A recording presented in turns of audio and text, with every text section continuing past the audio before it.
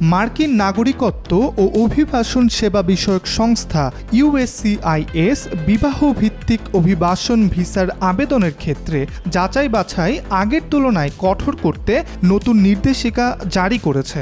গত ১ আগস্ট থেকে কার্যকর হওয়া একটি হালনাগাদ নীতিমালা ইউএসসিআইএস এর ফ্যামিলি বেসড ইমিগ্রান্টস শিরোনামে যুক্ত হয়েছে। যেসব আবেদনের বিষয়ে এখনও সিদ্ধান্ত হয়নি সেগুলো এবং নতুন সব আবেদনের ক্ষেত্রে এটি প্রযোজ্য হবে।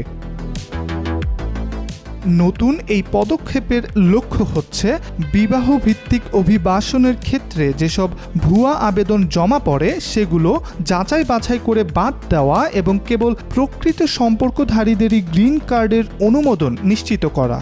ইউএসসিআইএস বলছে, ভুয়া বা ভিত্তিহীন পরিবার ভিত্তিক আবেদন যুক্তরাষ্ট্রের স্থায়ী বাসিন্দা হওয়ার বৈধ পথকে অবিশ্বস্ত করে তোলে।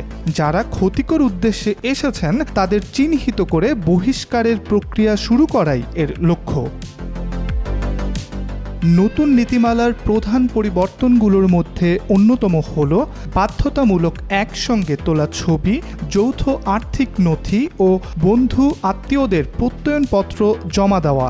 দম্পতিদের ক্ষেত্রে বাধ্যতামূলক শারীরিকভাবে উপস্থিত হয়ে সাক্ষাৎকার দিতে হবে যেন সম্পর্কের সত্যতা যাচাই করা যায়।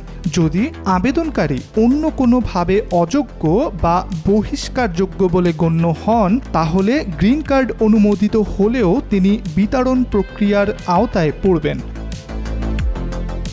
ইউএসসিআইএস স্পষ্ট করেছে, আবেদন অনুমোদন পেলেই যুক্তরাষ্ট্রে থাকার নিশ্চয়তা মিলবে না।